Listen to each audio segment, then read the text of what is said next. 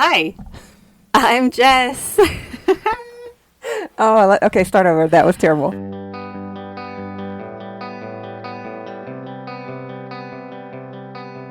Hello, I'm Jess. Hi, I'm Hids. And this is our podcast that we have that has a name. Jess and Hids make a podcast. That's the one. I don't know why my mind blanks every time I go to say the name of our podcast. I don't know either. My mind blanks on a continual basis, so Yeah. no complaints from me. Yeah. This is episode 4. Episode freaking 4. That's crazy. I want to get to double digits, so I'll be happy, and my life will be complete, and we can stop. Yes, please don't cancel us before we get to episode 10 at least. Bear with us. Because then we could say we're in the double digits. Yeah, we got to 10. We're good. If you're listening to this on the day that we release this episode, it is December 12th, which means the first of the Yule lads, Sheepcoat Claude, is probably eyeing your sheep right now if you have them. If you have sheep, go make sure he doesn't steal their milk. Yeah. He's really doesn't attempt because... Yeah, he's real easy to recognize because he's hopping around on peg legs. Oh. So, yep. Happy beginning of Yule lad season, I guess. We actually, before we wanted to get started, we wanted to talk a little bit about some fun things that we're going to start doing for our patrons over at patreon.com/jessandhids. In January, we're going to be starting little monthly writing challenges, and they're going to be different every month. I mean, it could just be something as easy as we give you guys a writing prompt and you write whatever. It can be a short story, it can be a whole novel, it can be flash fiction, it could just be a couple sentences. So just something based on that writing prompt. Or it could be like a more involved challenge that we come up with. I'm very excited about that. And we're going to open that up to our paid patrons. And we're also thinking of giving our highest tier, our Blade Dancer tier, the option of submitting whatever they write to us. And we will sort of... Very non-professionally critique critique. We're definitely not professionals and don't have the real knowledge and skill to offer a professional critique, but it would be a peer critique by us. And we'll give you our feedback and what we liked and anything that we think might need improving. I don't know. You might love it the way it is. I mean, that's how we kind of started in this whole everything, writing kind of random scenes between our D&D characters that and we the were different games never planning on showing anybody. Ever. and then we thought, hey, why don't we write a book or write like bigger scenes? Yeah. And then it kind of became a thing. Well, it started with us. We showed some of our writing to our friend and author, Beth Revis. We love her. We love her. She's now our writing coach, which is awesome. Back then, this was a few years ago, we showed her like a couple chapters, I think, and a solid story for a couple of characters that we came up with. And she actually said that we were good, and that was sort of the push we needed to actually start writing with publication in mind to share with other people, which is still a little bit terrifying to think about. Incredibly terrifying. Almost as terrifying as this podcast. Yeah. But we're doing it. You have to just chase your dreams if you want them. Over the course of doing it, I love that creativity was encouraged and fostered in us. And since we have started the Patreon page a couple years ago, we have been able to do that to others too. We love to inspire creativity and encourage creativity, I guess is what I should say. We do love to inspire it, obviously, but I mostly just want to encourage it in others and try to give people a little nudge to be more creative or to even share that creativity with others. For me personally, when I do one thing, it makes me want to do another and then another until I'm drawing regularly or writing regularly, and it just kind of builds on itself. Once you pop, you can't stop. Yeah. Not a sponsor. Sponsor us, Pringles? Please? Oh my gosh, yes, please. If that means we get just the occasional free thing of Pringles. I will sell my soul. Yes, no, yes, I might. Maybe. I'll think about it.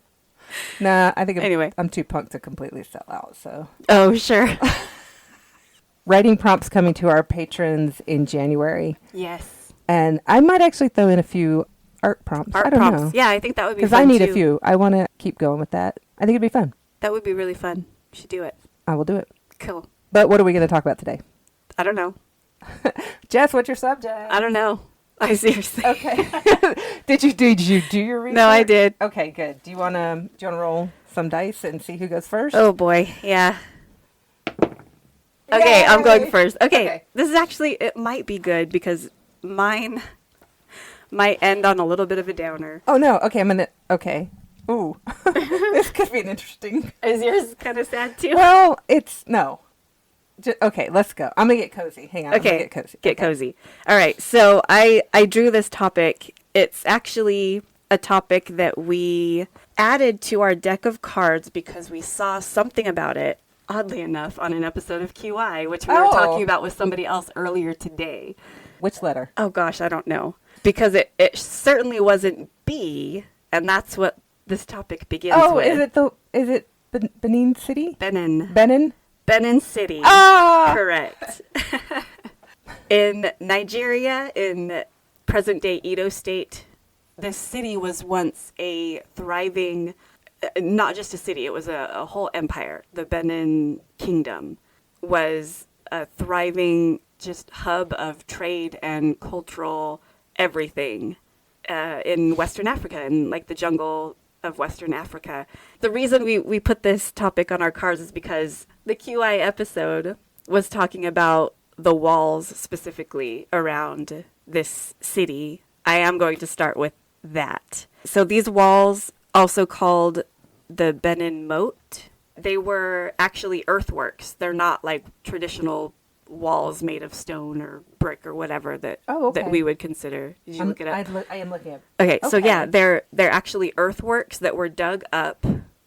There would be an inner moat, and the berm of the moat would be essentially the wall of the city. So not only was it protected by this earthwork, but then you had this moat on the other side that served as protection from invaders. Definitely would slow down any kind of siege machine or anything like that. And it was also like reinforced with wooden structures and things like that. I'm looking at the picture. I just Google searched Benin Walls images, and it's very, very cool. It is really cool to look at these the pictures. whole layout. It's kind of a circular layout. I'll get into that. I'll get into Okay. the actual layout of the city, and it's fascinating. The construction of these walls began around 800 AD and continued until 1460 AD. Oh my goodness. That's a lot of math. That's a lot of time. It's a lot of time. 600 A lot of years? manual labor went into it. Most likely slave labor, because that was one of the main sources of trade at that time. At that time, the earthwork spanned approximately 16,000 kilometers, which is 9,900 miles, enclosing about 6,500 square kilometers, which is 2,500 square miles of land. Not quite as large as the Baron of Arizona's land, Right, but right.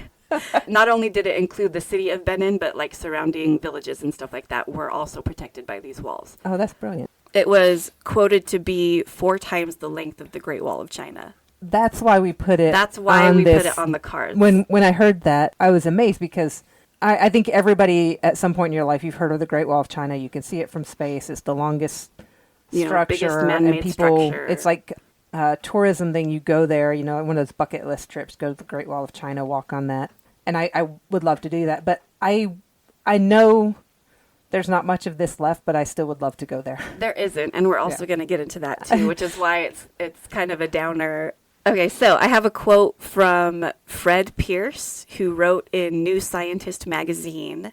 He says, "In all, they are 4 times longer than China's Great Wall and have absorbed 100 times more content than the Great Cheops Pyramid."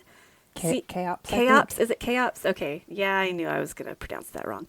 He says it took an estimated 150 million hours of digging to create and is possibly the planet's largest single archaeological phenomenon. That's insane. I've always been a fan of archaeology. And when I was Yes. much younger, I wanted to I'm That gonna be was an archaeologist. one of my Johannes Factum Yeah, exactly. interests. But I had never heard of this place.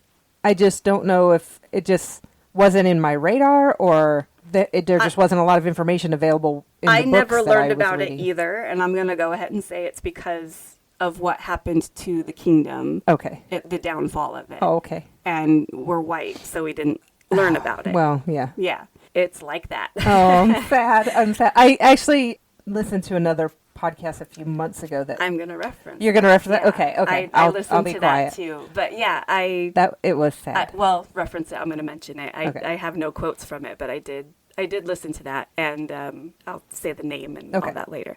Okay. So I'll be quiet then. no, it's fine. Instead of going out of order. Yeah. I mean, maybe I should have started with the bad stuff and then gone into how awesome the civilization was. The Guinness Book of Records in 1974 described Benin City's walls and the surrounding kingdom as the largest earthworks in the world carried out before the mechanical age. That's pretty amazing. I'm always amazed at the work put into the pyramids and the Great Wall of China because they didn't have bulldozers and cranes and mechanical devices. It was all hand labor. And looking at pictures, and there's some very old sketches. It's fascinating. There were 9 gates in the city walls, and the inner wall, which was 6.2 miles long or 10 kilometers long, the city, the planning and design was done according to rules of symmetry, proportionality, and repetition, known as fractal design. A man named Ron Eglash, he is an ethnomathematician. I made that same face when I read that. Okay, then. And I think this could also be a topic. It is the study of the relationship between mathematics and culture. Oh. Right? Like, I don't like math, but I can get down with that. This study really could cool. actually make me interested in math. So he said that when Europeans first came to Africa, they considered the architecture disorganized and thus primitive. It never occurred to them that the Africans might have been using a form of mathematics that they hadn't even discovered yet. I'm sure it never occurred to...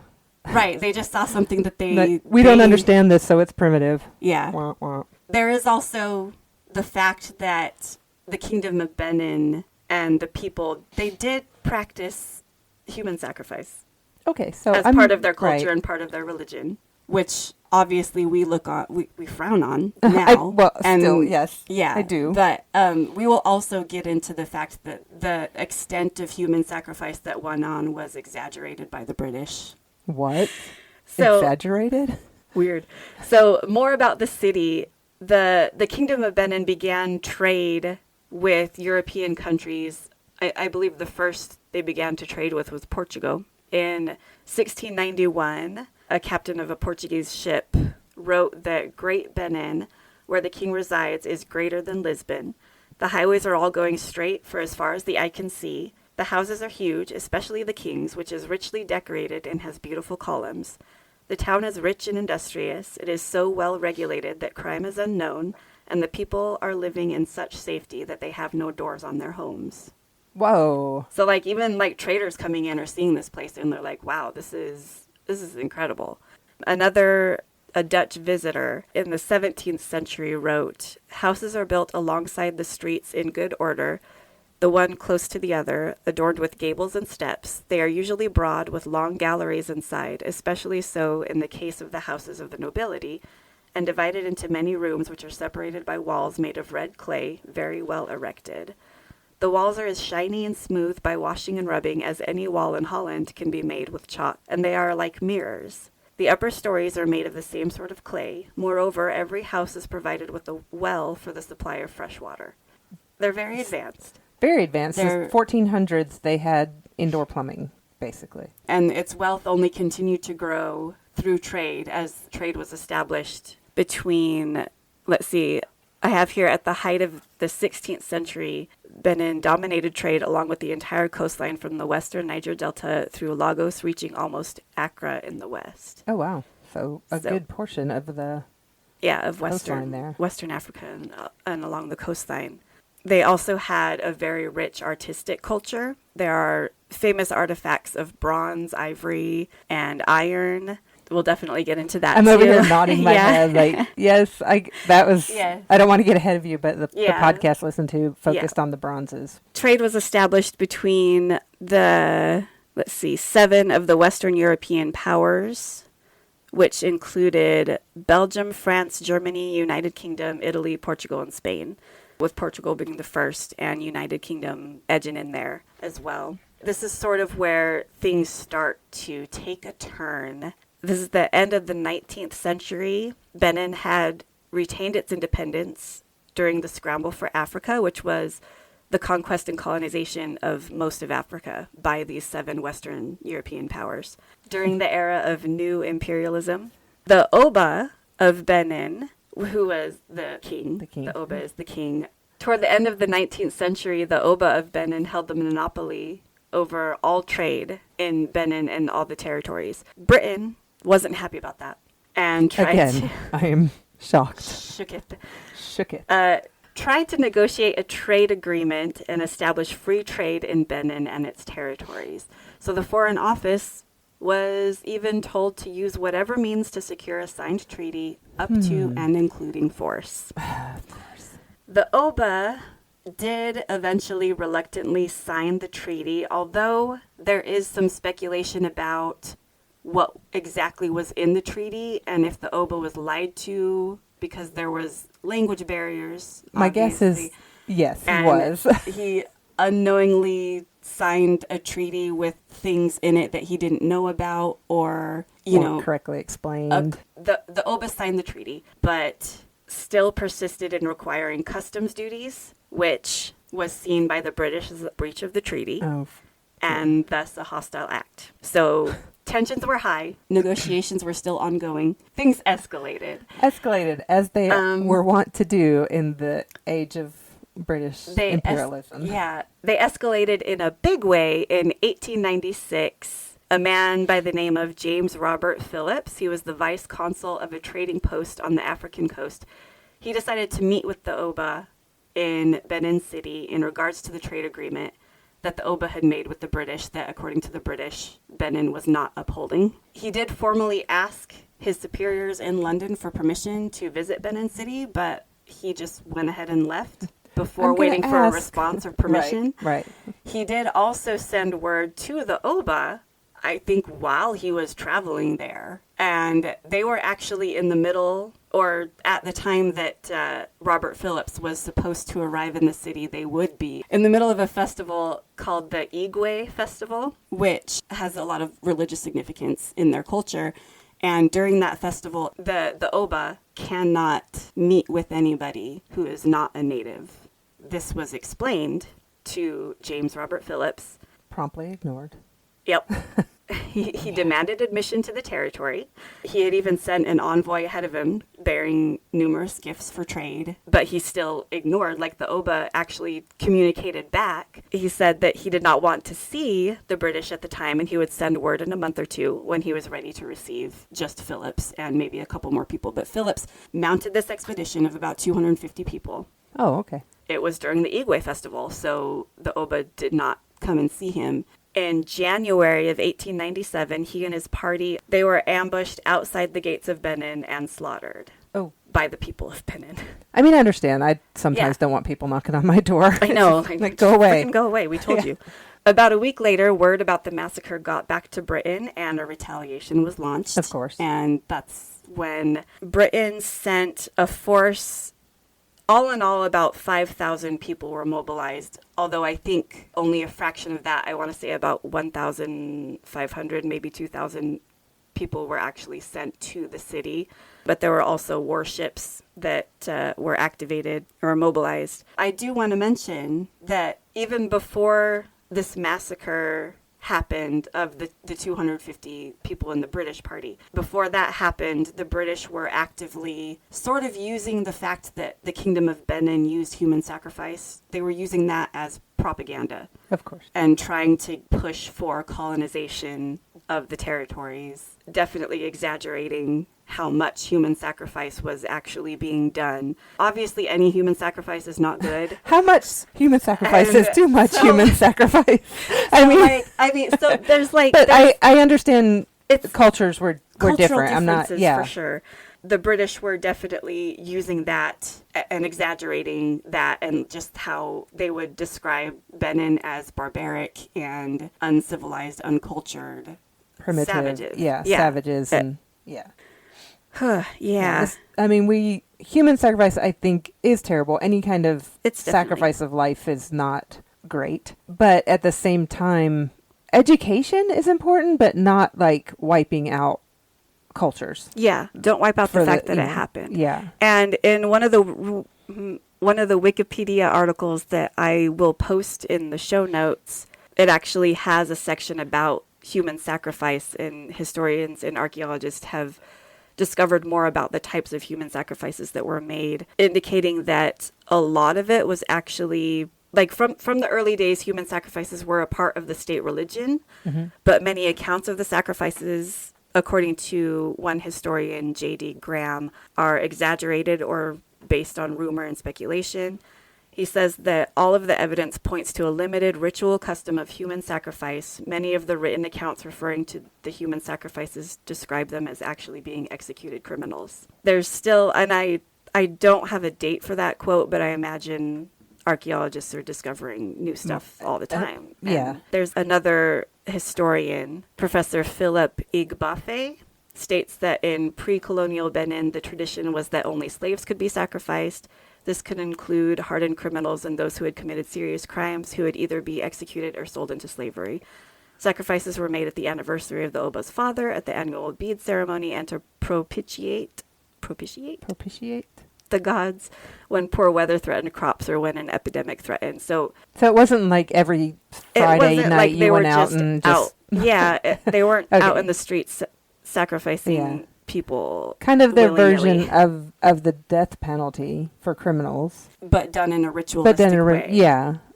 Kind of thinking from a different point of view of my own upbringing. You know, I remember artwork of, the Aztec sacrifices where it's like this screaming, crying, but you learn more about it going on, that a lot of human sacrifices were willing because they were doing this as a part of their belief system. I'm and it not wasn't sure really... that was the case for this, because I know that I researched a lot about the kingdom in general, and there was a lot of territorial disputes and civil wars. Okay. And they would take people as slaves. I'm trying to be nice here. I know.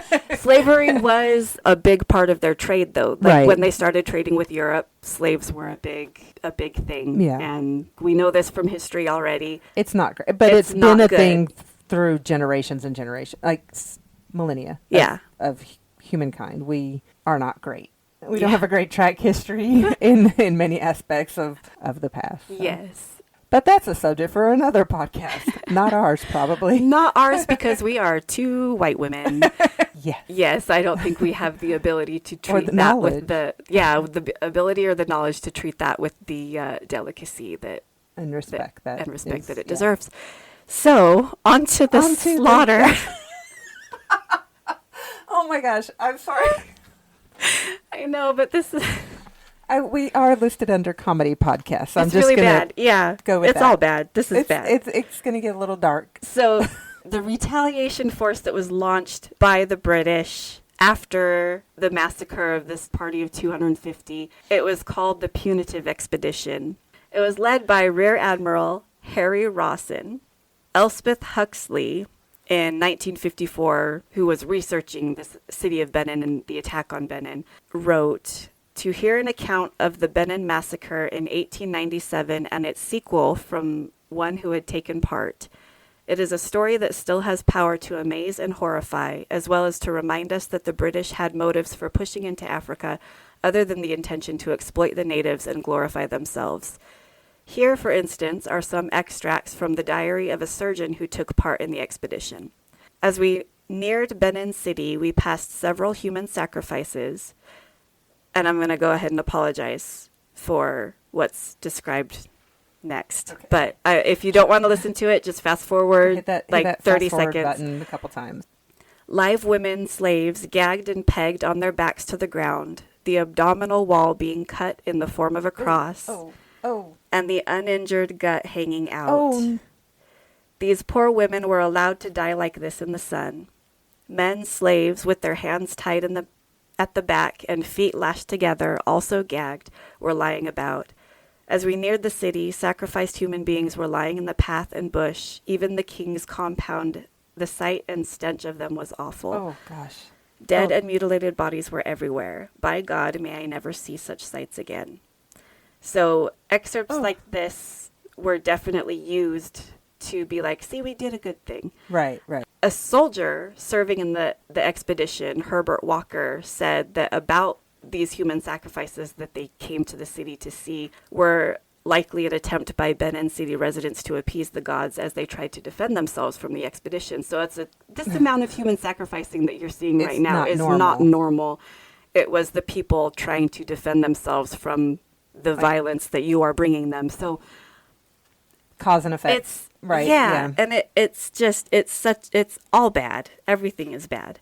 The issue of human sacrifice is a sensitive subject and prone to bias. Yes. Yeah. Like I said, it's nothing condoned at all, but it's part of a culture, even if it's not. Well, and just the fact that it's definitely not right. But the fact that the British used that as a way to be like, see, we're doing a good thing by ending these savages. Yeah, and yes, they did succeed in stopping human sacrifices. They did free some slaves, but in the process, they killed what could be in the thousands of Benin citizens. Right. There is no exact number. But it was a huge city, so the number is not small. Yeah. Yeah. So this expedition, it took place over 3 weeks. The entire city was ransacked. Many of the sacred sites, the houses, the palace, ceremonial buildings were looted and burned down. A lot of the walls were destroyed. A lot of religious relics were seized by the British Empire and still have not been returned. There's a lot of heat going on about these items, specifically what are called the Benin bronzes. Yeah. And this is what that podcast episode is about. And if you want to listen to the podcast, it's called Stuff the British Stole. It is episode 2. It actually tells a beautiful story of a British gentleman who found, I think, 2 of these Benin bronzes in his house, 2 sculptures, or was it just the one? It was 1 or 2, and it was from his ancestor, I think was... Okay, he was one of the soldiers. One of the soldiers. He wrote about it in a diary. And they were using it as a doorstop. They were using it as a doorstop, yes. And so this guy, he had these items and he was like, well, they're just being used as a doorstop in my house. They need to go back to who they belong to. He tried to go through a few different channels, but he found a couple of guys who were also trying to do the same thing. This guy he wanted to bring these sculptures, these bronzes, back to Benin where they belonged, and he was able to do that. And there is actually a modern day Oba. There is still, like, that line still exists of kings of Benin. Yeah, it's more like a ceremonial. Yeah, it's a ceremonial position now. But he went to Africa and returned these statues, and there was a ceremony and all of that, and it was a beautiful story. And I think definitely listen to that episode, because there's a heartbreaking aspect to it, as he talks about, as we've talked about, the war, and the attack and the massacre of this people, and then the theft of the art, just the destruction of this amazing city, like the looting was. I mean, if you could carry it, you just took it with you, and you just took it home. It wasn't like you took it home and put it in a museum. You just put it in your house. Yeah. And these people were taking works of art and these sculptures and all of this stuff and just like, oh, yeah, I brought that home from Africa. Yeah. And it turns out this one guy, it's a doorstop in his home. I really loved the story of how he got it back. Like, he worked with this group, and they basically kind of, the president of Nigeria was trying to kind of get a photo op thing going. Yeah. And they were like, we don't want to give this to you. Yeah. He was like, bring it to me and I will give it to the Oba, and it will be this huge thing. And they were like, because they knew it would get caught up in red tape. Yeah. they kind of like had to take different flights and different ways of getting this piece back to Nigeria, and they were able to meet and deliver it to the Oba. And it's kind of it's a beautiful story, and they have some really good clips of interviews with different Nigerians and how this is important to, to who they are as a people. Yeah. It's heartbreaking, but also uplifting that they now have this piece of their culture and their history. Yeah, it's a whole big thing, but slowly it seems to be, it's gathering traction, having the artwork and the stolen pieces returned. That's pretty much the end of my story. I love learning little tidbits of history like this. Little tidbit, wow. I mean, yeah, well. That sounded very yikes. But no, I would love to know more about it. And my ADHD brain probably will not sit down and research about it. So if you have more information about it and want to tell us, then definitely email us. Definitely. And shout out to multiple people who reached out to us that have aphantasia after that episode. After episode I've had some really, really great conversations. Episode 2, sorry. With people about the different levels of aphantasia. Yeah. I haven't talked to anyone. No, I think I have talked to 1 or 2 people for whom it's complete blank. There is no visual imagery. That's interesting. Someone also said that paired with that, they have family members who have no inner monologue, which is that's a whole other thing, which blows my mind. I've also heard like the way people can hear music in their mind. Like, are you just hearing yourself, your own voice singing it or humming it or whatever, or are you hearing the actual song as you would on a radio or whatever? I hear the song. Like, do you hear multiple parts? Like, if you're thinking of an orchestral piece, are you hearing every part, or are you hearing just like what's supposed to be the main highlight of that part or whatever? Oh, yeah. I have to think about that. I had Mozart going through my mind the other day because my parents played Mozart for me when I was a kid. For watched neurological stimulation. Yeah. Did it work? You have ADHD now, so maybe it overstimulated. Yeah, maybe. I do love Mozart though, and it does help me concentrate. So like that's the thing. Oh, okay. And so, but I had it going through my head, but I can't piece out each individual instrument. So I don't think on that particular scale, I wouldn't be a full-fledged 5, but I could hear multiple instruments. Like I could hear the melody clearly, and also like, I don't know, it's weird to describe, but like I can't hear every single piece in that orchestra, but I can hear more than one. That's very cool. We'll say it that way. I feel like we could have like a whole sub-series of cool brain things. Yeah, I think the Cool Brain podcast. Someone I don't else know. just sent us. Yeah, someone else sent us a cool brain thing about people seeing calendars, and we have a friend who her calendar is circular, and December starts at the top, and like she was describing every it to month, us. but December is circular. Yeah, but December is a grid, and that is fascinating to me. Like I have that article bookmarked because I want. Yeah, that might be like that. I might could put be that a on our topic. list. I think we're gonna end up having like a lot of brain centric episodes. I'm totally cool with that. It's fascinating. It is incredible. Blows my mind. Just incredibly fascinating. Blows my little brain. Poof. Doesn't take much. So anyway, Benin Walls. Benin Walls, the Benin City, the Benin Empire. Yeah, it's a fascinating bit of history. Sad, definitely bit of history, but the architecture and the art that came out of that empire at that time was astounding. I love the fractal design of the city images. If you look it up, you can see artist renderings. There are also a couple of sketches done by British soldiers. I actually worked for a veterinarian for a while who was Dutch South African. Mm-hmm. And we had a lot of interesting conversations. But I do remember one thing he said was, if I ever got the chance to go to Africa, it gets in your blood and you won't want to leave. Or you'll always want to go back. And I've talked to a few people who have traveled there, and they say, when they go there, and they always want to go back, and they always want to go back. There's just something about the land and the people and the culture, the diverse cultures. I would love to travel there. Yeah. Speaking of travel, I would like to talk about my subject. Okay. My subject was put on the list because I saw it or heard it mentioned. I don't remember where I heard it, but there was one little blip about the ancient remains of an ancient city found under a lake. And I was like, "Oh, this is going to be cool." Oh, okay. And it wasn't I think that was as also cool. a QI episode. It might have been a QI episode. I don't remember. There wasn't as much mystery and intrigue as I had hoped for this subject. Sad. And there wasn't actually... I did find some information, so I'm going to dive in, but I might actually be taking a right turn and going elsewhere. Okay. Okay, so... I'm cool with that. So the card I drew was Lake Issyk Kul. And I'm saying that terribly wrong because I don't speak Russian. And this is in Kyrgyzstan. I think it's... I don't know. I think it's Kyrgyzstan. I listened to it, but it's been several days, which is near Kazakhstan.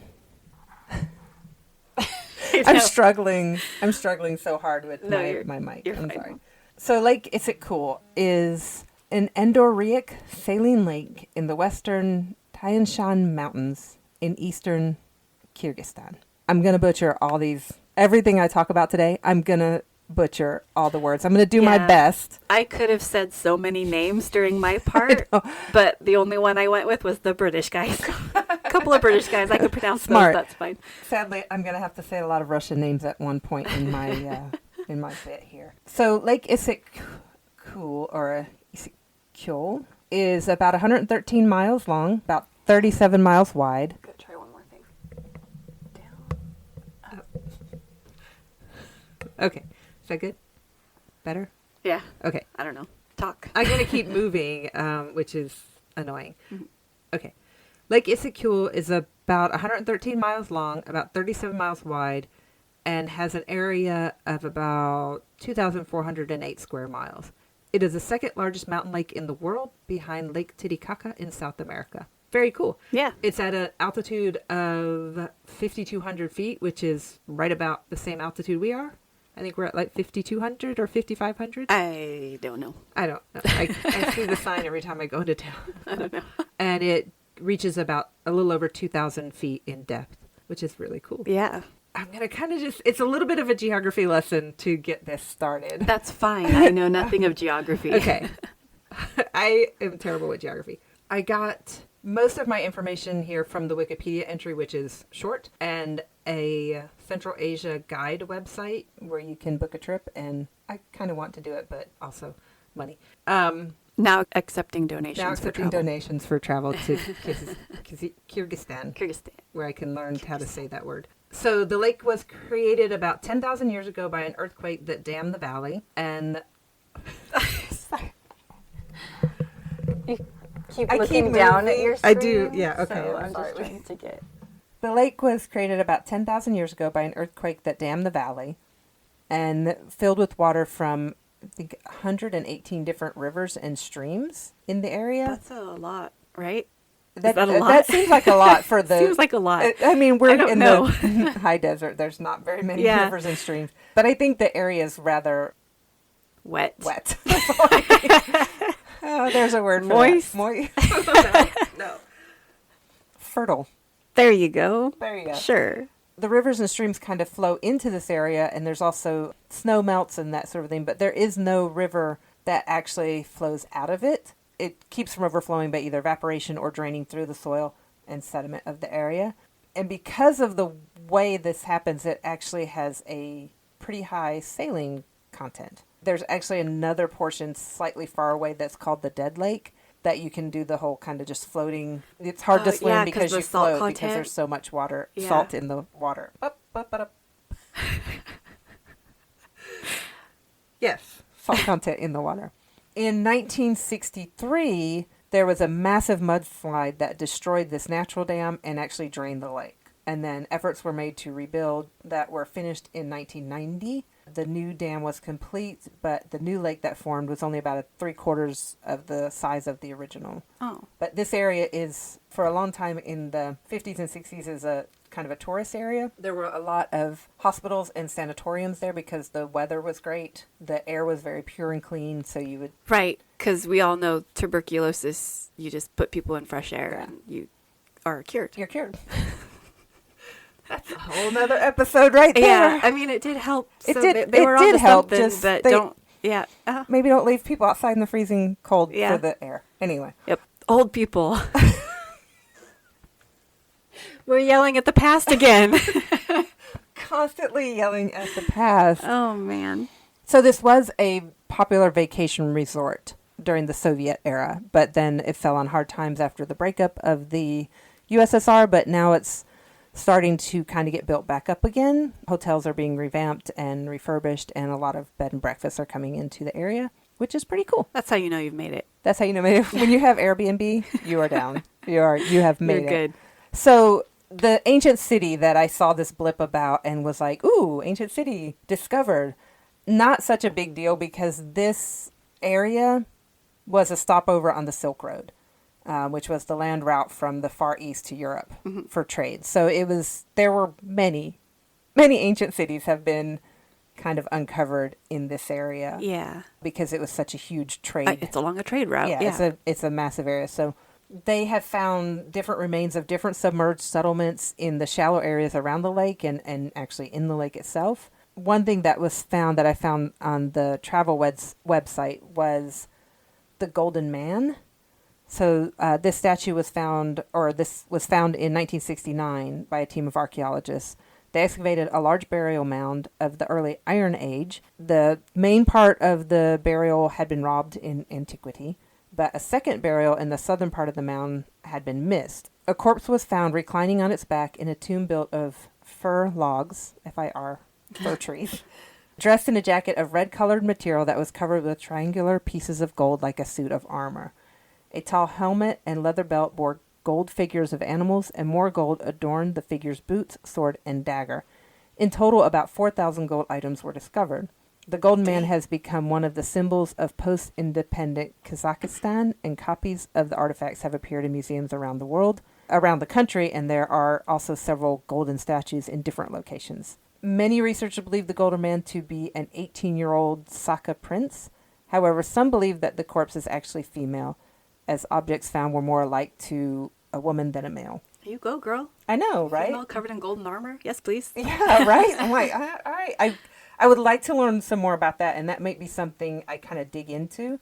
There were also one other thing that was uncovered, which I thought was really cool. They found a bronze cauldron with a level of craftsmanship that today is only achieved by using an inert gas environment, which I don't like. Oh, ancient civilizations were barbaric and simple, and we can't do this without a special inert gas environment, which I can't even imagine. The picture here shows all these pipes and I just smacked my microphone. Echoing. Sorry. The picture shows all these. I gesture with my hands way too much, and it just keeps smacking the poor microphone. The picture of the inert gas station is pipes, and it's a huge complex that didn't exist, but that's the only way we could recreate this level of craftsmanship in this bronze cauldron that they found. Yeah. They also found some of the world's oldest coins, along with gold wire rings that were used as small change. So they had gold coins and then rings that would be like your pennies and nickels, I guess. That's cool. Which is very cool, yeah. But some of the world's oldest coins were found here. Today, as I said, it was becoming more of a resort area, vacation area. The lake is home to many endemic species, meaning they're only found in a single area. And 4 of the endemic fish species here are endangered. There are also endemic and migratory birds in the area, and it has been identified as an IBA, which is an important bird area. Oh my gosh. This is identified by an international set of criteria as being globally important for the conservation of bird populations. So it's a massive area on bird migration routes for that part of the world, and also these endemic populations that live there. Okay. So it is kind of a very important area even as remote as it is. Like even the travel website says if you want to go, you can get a bus to here and then you can go to here and then you have to get a ride up to the area itself. So it's kind of a remote area, even though it is something of a resort area. Yeah. That's kind of everything I found while I was looking for information there. And one thing I did find, because I went to Google Maps and I was like kind of looking, where is this in relation? Because I am terrible at geography. Yeah. But one thing I found is this is about 1,500 miles south, as the raven flies, of Dyatlov Pass. So are we going to I'm talk gonna about Dyatlov Pass? Oh my gosh. This is, yeah. Here we go. We're going I'm so excited. down the rabbit hole. I am so excited. Of this. This fits the podcast. Oh my gosh. Rabbit holes. Yes. How close is this to Dyatlov Pass? It's about 1,500 miles. And it's a resort town now. It's a resort town, so we could travel. Yep. But also there's like Do they a have lot a of train places there? near. To the pass. When I did Google Maps, it said there's no way. It says, we're sorry, we can't. But also, like, a lot of Google Maps doesn't work in Russia. Well, also, it's a Dyatlov Pass. It's Dyatlov Pass. It's not like a tourist place. Well, it's only about 6 miles from a place. Like, there are cities and places there. The pass itself is kind of remote. Okay. But, yes, it's not like... You could probably get there with a train, a car, and a set of skis. Oh, cool. Okay. I Or a don't quad. ski. I Okay. don't ski, so quad. But Yeah, okay. Okay. So let's talk about Oh the my gosh. Dyatlov Pass I'm so incident. excited. Um, When you said you were getting excited about your topic and you were like, don't hate me. And I was like, why would I hate you? Like, no, I love this topic. Because I'm shifting gears and I don't care. like, I feel like this would have made its way onto our list, and I'm kind of like, I'm just going to put it on there. It definitely would have. We're in the area, and Uh-huh. when you're in the area, you might as well. You gotta talk about all the Gotta things. Gotta go. Yeah. So the Dyatlov Pass incident, if you've never heard of it, it's an event in which 9 Soviet hikers died in the northern Ural Mountains between February 1st and 2nd in 1959 under uncertain circumstances. Dun, dun, dun, dun. It's nuts. It's crazy. It's so crazy what all happened and what it's still being studied and researched and tried to. Oh, man. I'll get to it. There is a very recent kind of, this is what happens, but there are still questions raised by that. Uh-huh. In 1959, a group was formed for a skiing expedition across the northern Urals. And I'm not going to try to say most of these place names because I can't even. There are a lot of theories onto why this group was formed and why they were sent, but kind of the public reason is that these originally 10 people they were grade 2 hikers, and they were going for their grade 3 certification, which is the highest certification available. Okay. They have to traverse 190 miles, and they have to go through all these different conditions to get this grade. Igor, I don't know. I'm going to say Igor Dyatlov is a 23-year-old radio engineering student. He's the leader of the group, and he had 8 other people with him at the time. One person kind of dropped out really early before they even kind of got started for health issues, and their route was designed to reach the far northern regions of the Sverdlovsk Oblast and the upper streams of the Lozva River. The Sverdlovsk City Route Commission approved the route, and they confirmed the group of 10 people on January 8th, 1959. The goal was to reach, Otorten, a mountain about 6 miles north of the site where the incident occurred. So they were just like 6 miles away from their destination when this happened. The route was estimated as a Category 3, and it was undertaken in February, which is the most difficult time to traverse, which this has led to many of the conspiracy theories that these were experienced hikers, experienced skiers, experienced outdoors people. Yeah. Why would they go in February? Yeah. Right. So on January 23rd, the group was issued their route book. They set out, but it was approval for 11 people to go. The 11th person was a last minute add-on. So I'm going to butcher these poor people's names. I'm so sorry. Yep. I'm going to go first and last. I'm not going to try. They Just have do it. Very long names. I had to say all the Yule lad names. Okay, you did. Okay. Igor Alexeyevich Dyatlov. He was 23. He was the leader of this group. The other members of the group: Yuri Nikolaevich Doroshenko, Ludmila Alexandrovna Dubenina, Georgy Alexeyevich Krivonishenko, Alexander Sergeyevich Kolovatov, Zinyada Alexeyevna Komogorova, Rustem Vladimirovich Slobodin, Nikolai Vladimirovich Thibault Brignoles, Yuri Yefimovich Yudin, and the add-on person Semyon Alexeyevich Zolotaryov. Whew! That was Well done. that was an adventure. The group arrived by train in January 25th, 1959. Then they took a truck to Vizhai, which is the last inhabited settlement to the north. And on January 27th, they began their trek toward the mountain, or Torten. On January 28th, Yuri Yudin had some knee and joint pain, including rheumatism, and he actually had a congenital heart defect, so he turned back, and the remaining 9 hikers continued on the trek.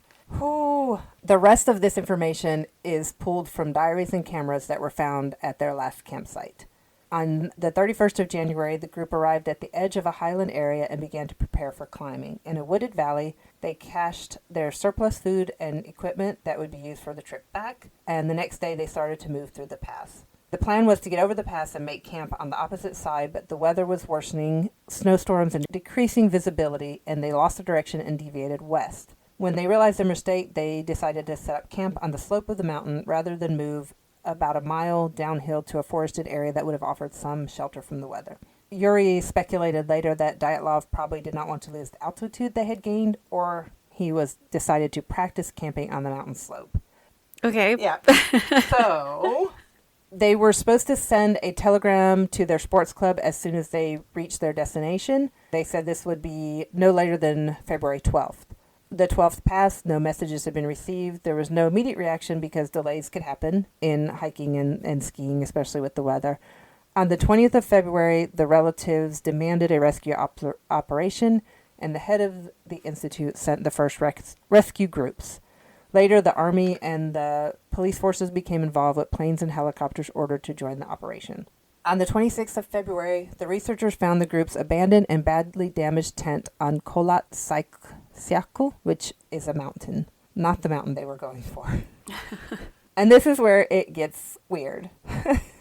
Mikhail Sharavin, the student who found the tent, said the tent was half torn down and covered with snow. It was empty, and all the group's belongings and shoes had been left behind. The tent had been cut open from the inside. 9 sets of footprints, left by people wearing only socks or a single shoe or even barefoot, could be followed, leading down to the edge of a nearby wood on the opposite side of the pass, nearly a mile to the northeast. After about 1,600 feet, these tracks became covered with snow. At the forest edge, they found a large Siberian pine. They found remnants of a small fire and the first 2 bodies. Apparently, this is going to be our kind of graphic episode. But I'm going to... Sorry. It's not too bad. Sorry. It's all going to be kind of medically described, so I'm not going to be too gruesome. The first 2 bodies were found, Krivonishenko and Doroshenko. They were shoeless and dressed only in their underwear. Yes. Yeah, it's crazy. I know. The branches on the tree were broken up to about 15 feet, suggesting that maybe one of them had climbed up to look for something, perhaps looking for their camp. Between the pine and the camp, they found 3 more corpses, Dyatlov, Komogorova, and Slobodin, who all died in poses suggesting they were attempting to return to the tent.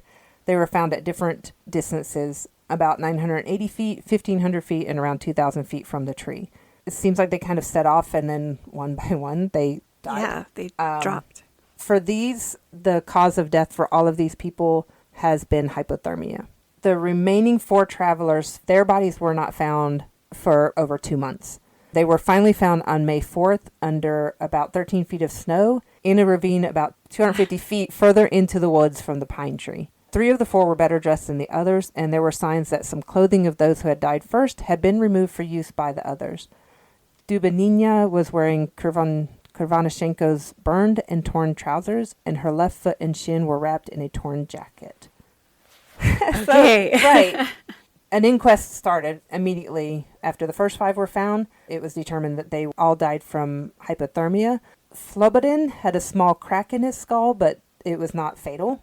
No telling. No. Yeah, could have slipped. Could have slipped, could have any number of things. The 4 bodies found in May shifted the narrative. 3 of the hikers had fatal injuries. Thibaut Brignoles, I'm so sorry for butchering that name, had major skull damage, and Dubinina and Zolotaryov had major chest fractures. According to Boris Vodrazdeny, who I think is one of the medical coroners maybe, the force required to cause this damage would have been extremely high, comparable to that of a car crash. Notably, the bodies had no external wounds associated with the bone fractures, as if they had been subjected to a high level of pressure. The 4 bodies were found in the bottom of the creek in a running stream of water, and they had soft tissue damage to their head and face, which is consistent for a dead body being in a moving stream. Yeah. I'm not going to go into the details of that. The forensic expert determined that those injuries were because of the location of the bodies in a stream. There were soft tissue damage. Yeah. There was initial speculation that the indigenous Mansi people, who were reindeer herders local to the area, had attacked and murdered the group for encroaching on their lands. Several of these people were interrogated, but nothing supported that hypothesis. There were no footprints visible. There was no sign of hand-to-hand struggle. Nothing. That was just kind of... It's all too weird. Yeah, maybe it was them, but no, it wasn't at all. And they're not a violent group of people. They're reindeer herders. They are semi-territorial, but they'll mostly just be like, hey, you're on our land. Please go away. Mm-hmm. The temperature was very low. Negative 20 to 25 to 30 degrees Celsius, which is a negative 13 to 22 degrees Fahrenheit. That's way too cold. That is way too cold. Even though that temperature was being very low, they were only partially dressed. Some only had one shoe. Others wore only socks. The one was just in his underwear. Some were found wrapped in bits of ripped clothes that seemed to have been cut from those who were already dead. This is a bit of available parts of the inquest files. 6 of the group members died of hypothermia and 3 of fatal injuries. There were no indications of other people nearby on the mountain apart from the 9 travelers. The tent had been ripped open from within. The victims had died 6 to 8 hours after their last meal. Traces from the camp showed that all group members left the campsite of their own accord on foot. Some levels of radiation were found on one victim's clothing. To dispel the theory of an attack by the indigenous Mansi people, it was stated that the fatal injuries could not have been caused by human beings because the force of the blows had been too strong and no soft tissue had been damaged. Right. What documents were released contained no information about the condition of the internal organs. There were no survivors. Except Yuri, who turned back early. Good for him. Oh, yeah. Good job, Yuri. At the time, the official conclusion was the group members had died because of a compelling natural force.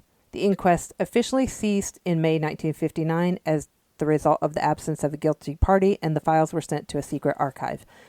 This is actually common practice in Soviet Russia at that time. A lot of things were kept under file, out of the public view. Yeah. Is it for the same reason that, like, if there's, like, an ongoing, let's say, murder investigation, there are some details that police specifically do not give the media to see if there is a witness that comes forward and corroborates something that they found on the murder scene, that they know that's a credible witness? Something like that. Is it for that same reason? Like, if something comes forward later, they know what's in these sealed records. It was probably more that everything in the 50s and 60s in Soviet Russia was a state secret. Okay. I mean, there were a lot of secrets. A lot of minor incidents were sealed under secrecy. Okay. And I am weird. very generalizing there, but I read that in one of the conspiracy theories that it was common practice that a lot of official documents were put into a secret archive. Okay. There were more of it is actually a lot of the things are now in public domain. So in 1997, it was revealed that the negatives from Krivanashenko's camera were kept in one of the private archives of one of the investigators. The film material was donated by that investigator's daughter to the Dyatlov Foundation, and the diaries of the hiking party fell into public domain in 2009. On April 12th of 2018, Zolotaryov's remains were exhumed on the initiative of journalists of the Russian tabloid newspaper Komsomolskaya Pravda. contradictory results were obtained. One of the experts said that the character of the injuries resembled a person knocked down by a car, and the DNA analysis did not reveal any similarity to the DNA of living relatives. In addition, it turned out that Zolotyov's name was not on the list of those buried at the Ivanonovskoye Cemetery. Nevertheless, the reconstruction of the face from the exhumed skull matched post-war photographs of Zolotyov, although journalists expressed suspicions that another person was hiding under his name after World War II. Oh. So, Because that was a common thing, too. that was a common thing. It's quite possible that the person who said they were Semyon Zolotyov, a war veteran, was not actually him. the true Zolotyov. But that is kind of a common thing you see after wars, Yeah. especially Well, when there weren't really good electronic records. So. yeah. In February of 2019, Russian authorities reopened the investigation, although there were only 3 possible explanations being considered: an avalanche, a slab avalanche, or a hurricane. Huh. The possibility of the crime had been discounted. Oh. Well. Yeah. I have another theory. Oh, there are so many theories. So I'm going to go over... I'm going to leave the Wikipedia article and go to historycollection.com, which has some... Leave the science behind. Leave the Give science me all the wild theories. There are theories. Was it a Yeti?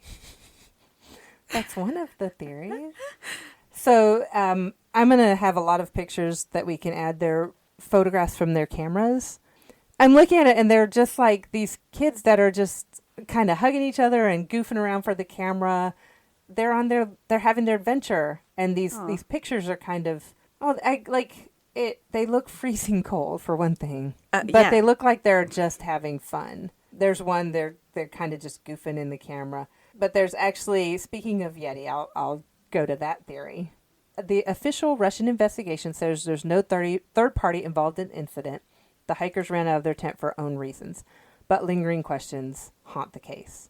What would make 9 hikers, high-level hikers with significant experience, suddenly flee their tent in deadly temperatures, especially without their winter gear, even their boots, and leaving a meal uneaten? What was the compelling natural force that resulted in their deaths? It's unlikely these questions will ever be answered, but there are over 75 compelling theories. Let's talk about all of them. I'm ready. Oh, I don't have time. This is going to be a 4-hour episode. It's going to be a long episode. The theories run from fantastical to nature's wrath to criminal. There's actually an image, and I'll show this to you, see if I can spin this around really quick. Oh, a Yeti. This image definitely inspired the fact that Yeti. So it's a kind of an image through trees, and there's a dark figure kind of looming in the background. Yeah, but could be one of the hikers. That's what they're saying. Like, there's a definitive mark, like at the waist where a jacket would be. Yeah, and so got a hood up, but also could be a Yeti. It could be a Yeti. I mean, Yetis wear coats, right? Yeah, you don't know. They get cold too. Maybe. Science. In recent years, there has been a heated debate about the existence of the Yeti. Latest evidence indicates that the Yeti lives in the northern Urals near Mount Otorten. These words were found written in a satirical newsletter the hikers wrote on their last day. Oh, goodness. But these flippant words have sparked the interest of cryptozoologists. And also there's a show, Russian Yeti the Killer Lives, that aired on the Discovery Channel in 2014, and I want to find it and watch it. They say, look at this image. This is definitely a Yeti. But it also resembles one of the hikers at a distance. There's another picture of Thibaut Brignol in his heavy winter clothing. Oh, yeah. He's kind of bent over in this one, but yeah. You can kind of see the same outline. So the idea of a Yeti is fun, but not likely. Aside from the lack of verifiable evidence to support the existence of Yeti, it doesn't stand up to scrutiny. There were no non-human or unaccounted footprints around the tent, and a Yeti attack would leave marks unless, I love this line, unless the beast is capable of levitation too. Although this would be where the alien theories step in. The newsletter that the group wrote was entirely satirical, poking fun at the members of the group, the expedition, and their surroundings. Had they seen something to fear, it would not have been a joke, and they would not have continued to go further. So it's a grand tale, but it was just some kids goofing off. Right. And you just kind of love it, One of the other theories is that several of the party were KGB agents. Zalatyov, who was maybe not who he said he was. Yeah. Kolovatov and Krivanashenko, they suggest that those three were KGB agents who were there to root out an American CIA cell. I mean, it doesn't really explain the circumstances of each of the deaths. I don't know. I don't really understand that one. Yeah. So the thought is that those three would deliver radioactive materials to CIA agents pretending to be cooperating with the U.S. Okay. But they were to photograph the agents so the KGB could identify them and double-cross. The meeting went wrong. The agents figured out the betrayal and killed the group in a melee worthy of an action movie. This is why there was radiation on some of the hikers' clothes, and perhaps why the Russian officials had a technician measure the site with a Geiger counter, although friends and family of the hikers do not support this theory. Yeah, the only thing that it would explain is the radiation. Yeah, which there is... Because then what happened to the agents? If they killed everybody, why did they also die? Yeti. Oh, okay. Yeti. Well, no, the CIA killed everybody. Oh, the CIA. The CIA agents, who the KGB agents were supposed to meet, Gotcha. were like, "Oh no, you're double cross." Okay, so fight. the reason that it couldn't be a Yeti is because there were no footprints. But it could totally be the CIA because no footprints. No footprints. The CIA can hover. They can levitate. Yeah, they can levitate. Of course they can. Oh, if you're listening, we don't know anything about levitation.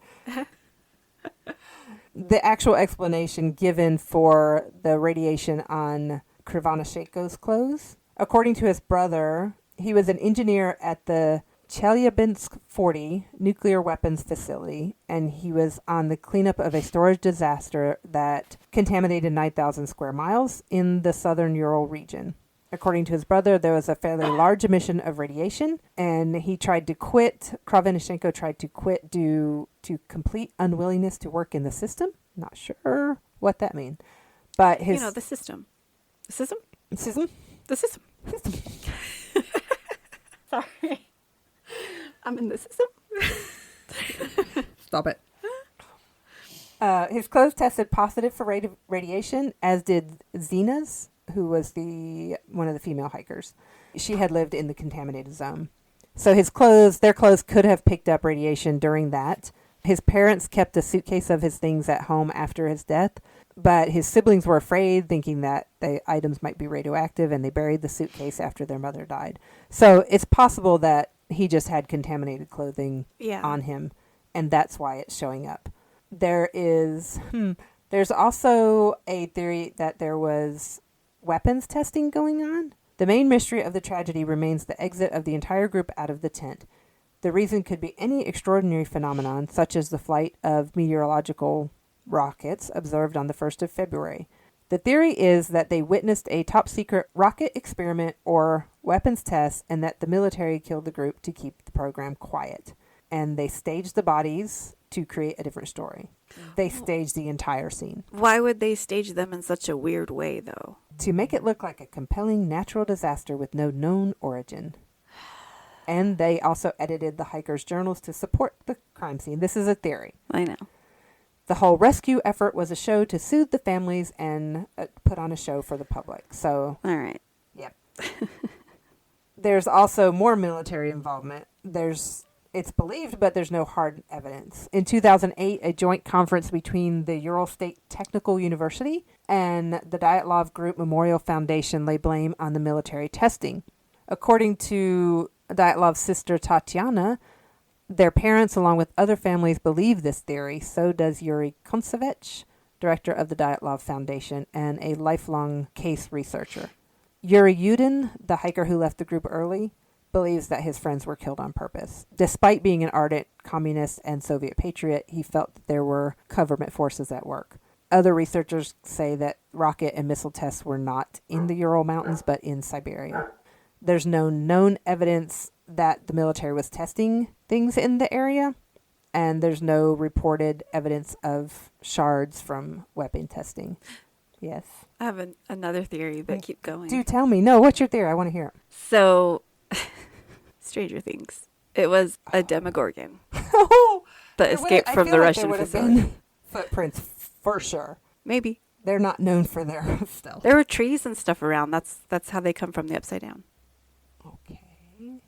They're hella stealthy in the first season. I mean, yeah, but they don't levitate. No. Okay, fine. Okay. Let me have my fun. Okay, no, I'm with you. I'm with you. Yeah. The Upside Down. That explains it all. Yeah. Back to the government testing of weapons. Whew. Weapons in the form of Demogorgon, because we know they do that. Yes. The indigenous Mansi who lived in the area saw a phenomenon they could not explain. We were coming back from the forest and we could see the village ahead of us. This bright, burning object appeared. It was wider at the front and narrower in the back, and there were sparks flying off of it. She says the village elders warned that it was a bad omen. Vladislav Karelin, a member of the 1959 search party, says the search team saw a fireball move from east to west, with other witnesses saying it moved from south to north, indicating some sort of object that had control of its movement, like a missile. Oxidizer and debris from the rockets raining down on the tent would have caused confusion and pain that drove the hikers out of their tent. They talk about parachute mines? Parachute what? Parachute mines. Mines. Yep. What does I that don't know. mean? I might have read that in a different thing, but this is a mine that is dropped from the air, Okay.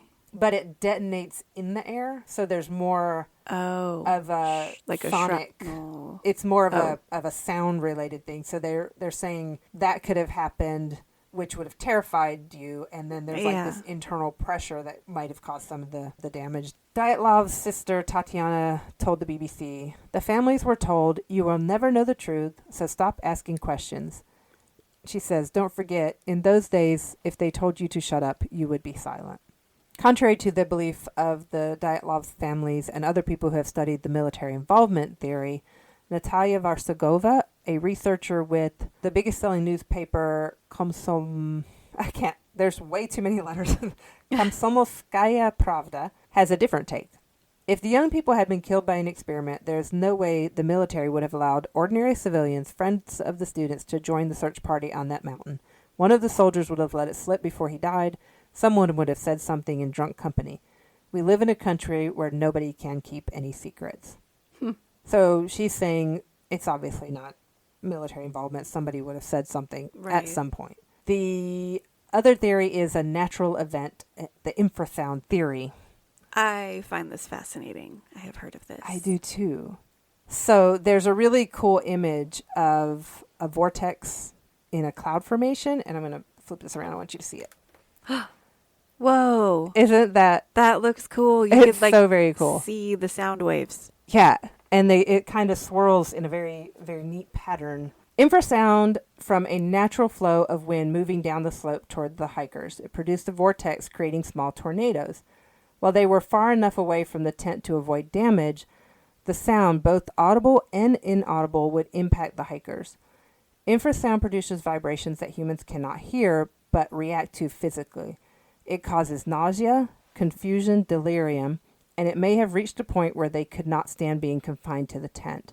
So it says that the suggestion is that the infrasound drove the hikers from their tent, and once they were out, they couldn't find their way back in because it was too dark and stormy, and they were already, because they left without clothes, the cold, I mean, it was negative 30 degrees. The cold was already affecting them the moment they stepped out. The counter arguments to that is that all 9 hikers would have had to reach that point of like frenzy point to evacuate as fast as they did. You could see one person like, "Oh, I'm going crazy, cut my way out and run." The others would have been Others would have "What the heck? What? Yeah. Put clothes on, let's go back and get him." Yeah. So it would have happened to hit at the same moment for all of them. Just they would have all reacted. The tent had several layers. The entryway had several layers and closed with toggles.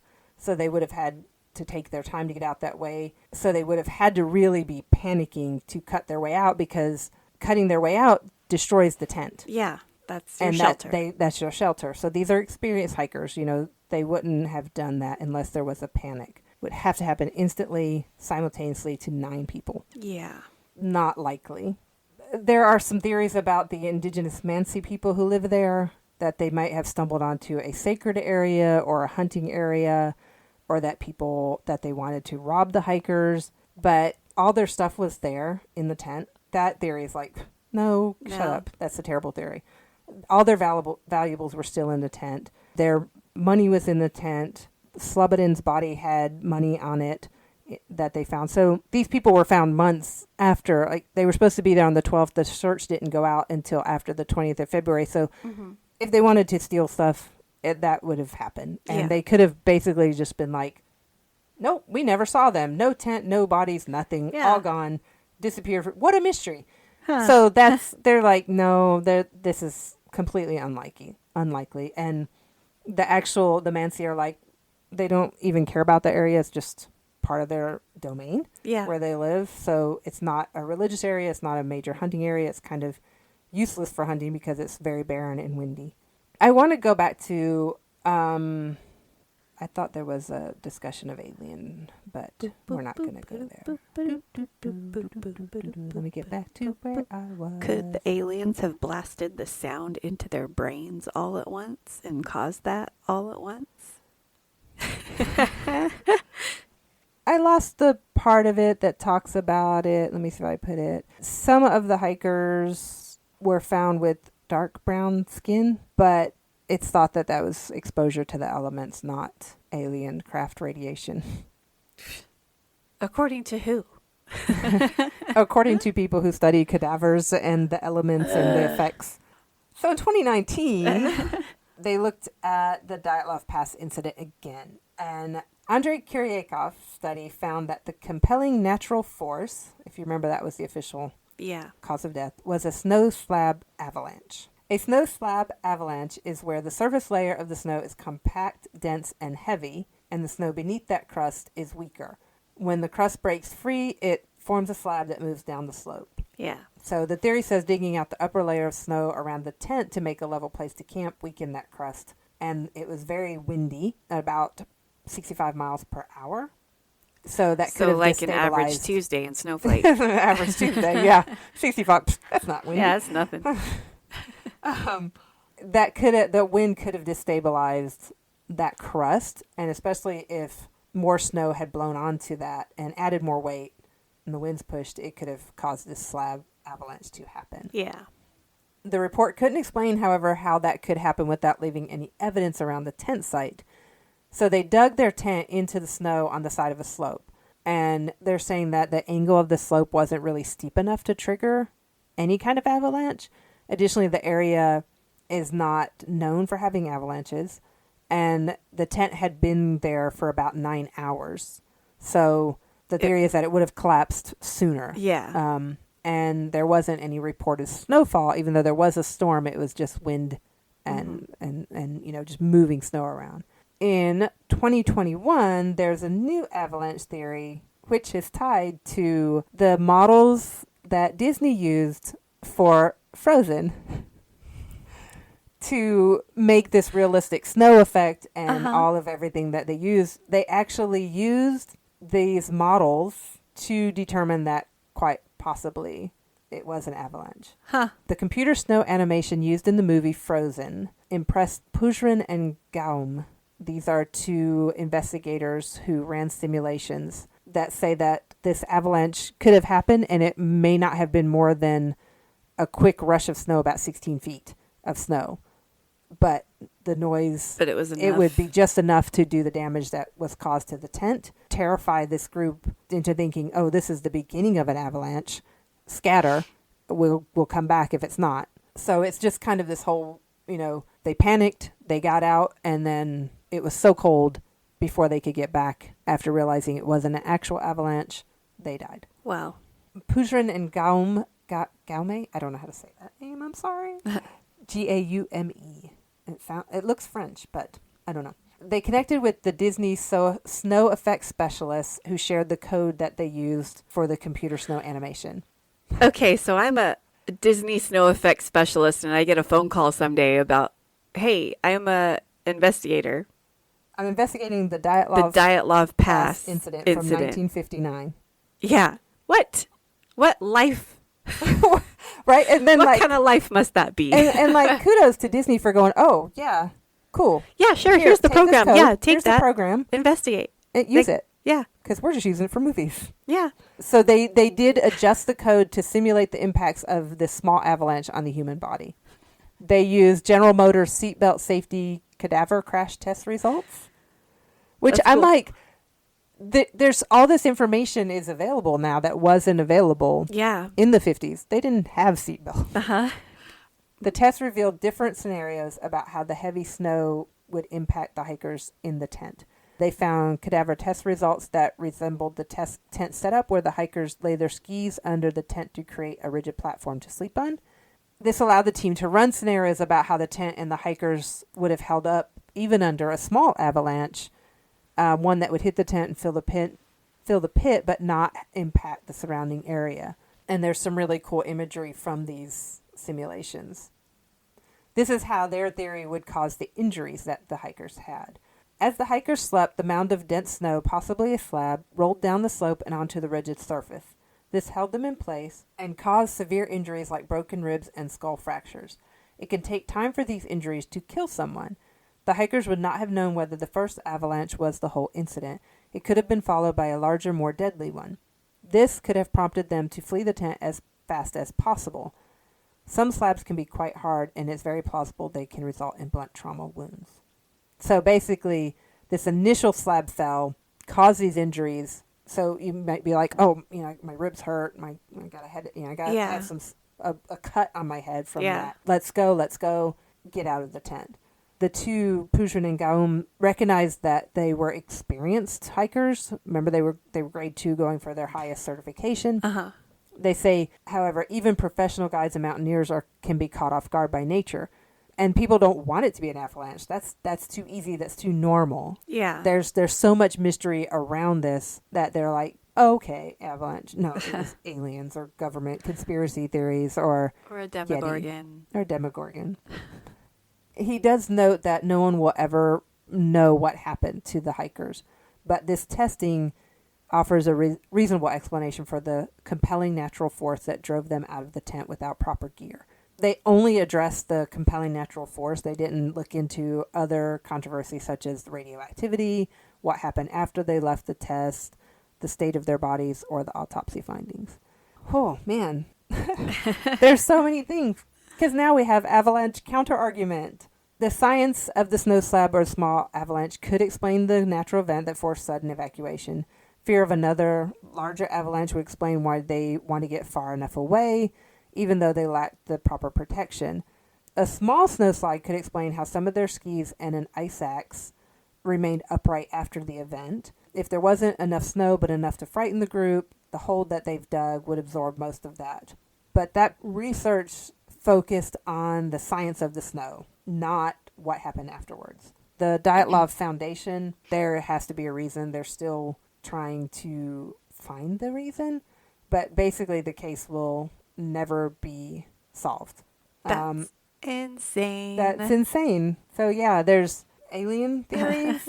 That's why their skin was on a couple of them, just not all of them, just a couple of them had this brown skin.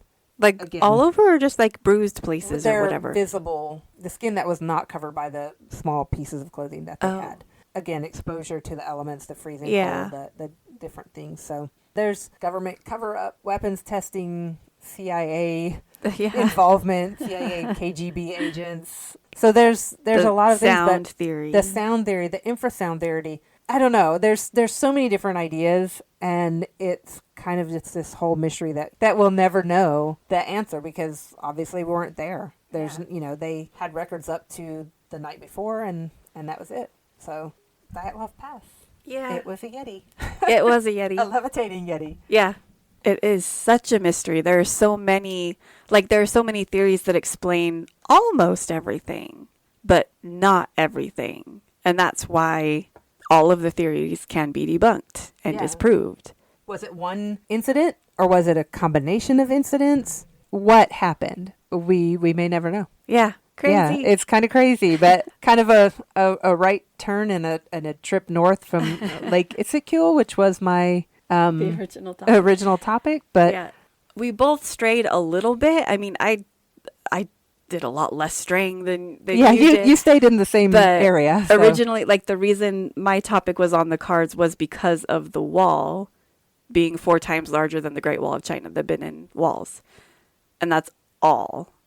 I that was didn't just like, wow. know about the history of the city or the involvement of the British or the stolen bronzes. I didn't know any of that before we put that topic on in the cards. And then, yeah. I have Lake Issyk Kul, which it sounds like a beautiful place. I would actually, if ever that would be cool to visit. be able to travel, I'd love to go there. Yeah, when it's not cold. When it's not cold. Not in February. Yeah, not in February. But yeah, there's, other than being kind of a historical area for the Silk Route or the Silk Road, the finding of, you're going to find ancient cities. It wasn't as mysterious as I thought it was going to be. Yeah, we thought it was some ancient lost city when we added it to the list. Yeah, I thought it was going to be like this random place way up in the mountains that nobody ever goes to. And oh my gosh, there's this whole ancient city there. Civilization. But no, it's a major trade route. So they're continuously finding different cities and villages that were there. So I am glad you deviated. Because the Dyatlov Pass incident fascinates me and intrigues me. Speaking of conspiracy theories, though, when you were talking about how like it was cool of Disney to turn over the coding or programming or whatever it was, right? Can you imagine the Disney conspiracy theorists if they hadn't have cooperated? Oh my gosh. Oh, Disney refused to help with the investigation of the Dyatlov Pass incident. That means they caused did it. Walt Disney did it. Yep. Because he was. What is Disney hiding? What is Disney hiding? Open your eyes, people. Oh my God. What really happens in the tunnels under Disney? Oh my gosh. Apparently, Soviet experiments. Apparently. I don't know. That's where they're raising the baby Demogorgons, I right. guess, under Disney. Ooh. Yeah. The cat army that Disney has. They're actually demodogs. That just take care of the mouse population. It's okay. Yeah. Let's we gotta choose our new topic. Pick our next topic. One of these days I'm just gonna end the recording and we're gonna be like, we forgot to draw our topic. We forgot. We forgot. Okay. So while we get the cards ready, I do want to appeal to people's tell the people where to generosity. Okay, yeah, where you can find us. You can follow us on Instagram and Facebook and Threads, and I think we actually have a TikTok, but we have nothing on it. Oh, no. You can find us almost anywhere by looking for Jess and Hids, JessAndHids, including our website, jessandhids.com. If you want to support us and be a part of the fun little writing challenges that we have coming up, please join our Patreon. You can find us at patreon.com/jessandhids. We have 3 different tiers ranging from $3 to $20 a month. If you pay for a yearly subscription, you get 15% off, which is radical. Radical? Whoa, and 1980s. I know. I say awesome a lot. I know. So I wanted to shake it up.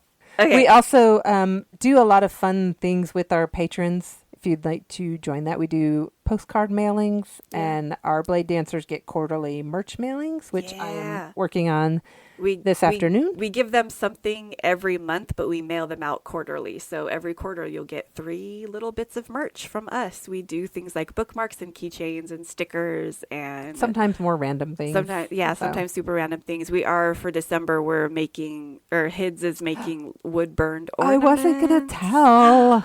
Yeah, making some little wood burned ornaments. No, it's cool. Yeah. I don't mind. I'm super excited. I'm almost done with them. And those will be going out probably on Monday. So you guys, our patrons can watch their mailboxes. Actually, they will have gone out by the time you hear this episode. Oh, yep. Watch your mailbox. You may already have gotten them. Yeah. So then it wasn't, my surprise wasn't ruined. It's okay. I didn't spoil anything. Didn't spoil anything. I felt like there was one more thing I was going to mention. Just tell your friends about us. Tell your friends. Share your friends. Share your friends, yes. No. Share your friends. Share us with your friends. Let us know if you have something you'd like to hear us kind of deep dive into. Yeah, if you have a fun subject you want to hear us talk about, and probably mango, you can email us at raveniverse@gmail.com, RAVENNAVERSE